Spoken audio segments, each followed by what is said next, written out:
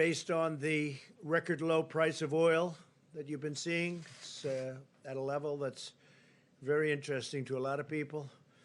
We're filling up our national petroleum reserves, the strategic reserves, and we're looking to put as much as 75 million barrels into the reserves themselves. That would top it out.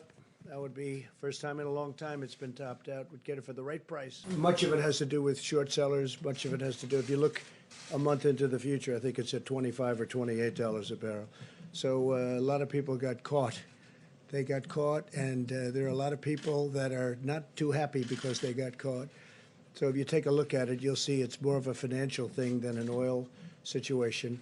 But because you take, I believe, in a month or so, in other words, go a little bit out, it's at $25 and $28 a barrel. So it's largely a financial squeeze, and they did get squeezed.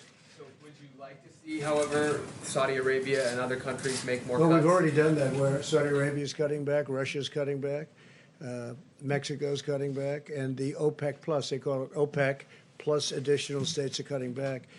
And, you know, the problem is nobody's driving a car anywhere in the world, essentially, 184 nations.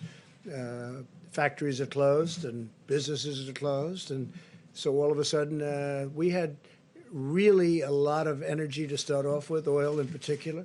We had a lot. And then all of a sudden, they lost 40, 50% of their market. So it just stopped. So it's going to be picking up, and the energy business will be strong. But they cut back. It could be 20 million barrels, but it's, let's say, 15. And that was between Russia and Saudi Arabia.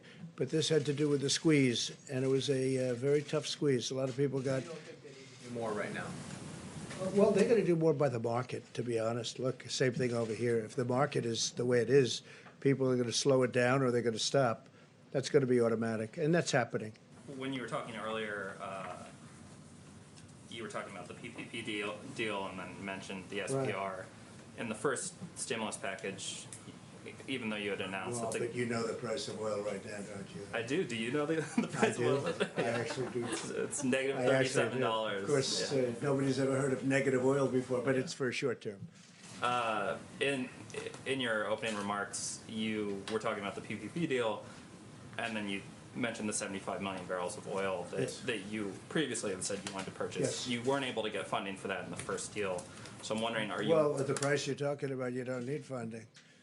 They pay you, see? You know? If you can go get it right in now, the next if you can get it. That's yeah. true, if you can get it.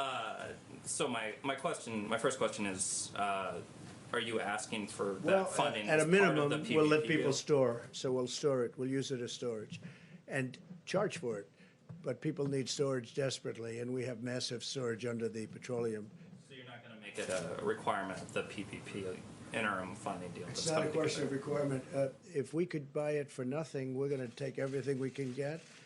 The only thing I like better than that is where they pay you to take the oil.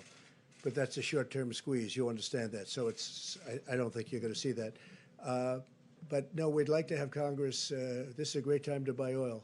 And we'd like to have Congress approve it so that we could, instead of just storing it for usually the big companies, because I think we have 75 million gallons right now capacity. That's a lot. We've been building it up over a period of time, but that's a lot, 75 million barrels. So we're going to either ask for permission to buy it or we'll store it. One way or the other, it will be full. Okay, please. Mr. President. Go ahead. You finish up. We'll go right to you. Yeah. Some senators, including Senator Kramer, have called on you to stop Saudi oil shipments that are on their way right now. Is that, you can do that under Section 232? Is that something that you would consider? Well, we'll look at it. I heard, just as I'm walking into the room, we certainly have plenty of oil.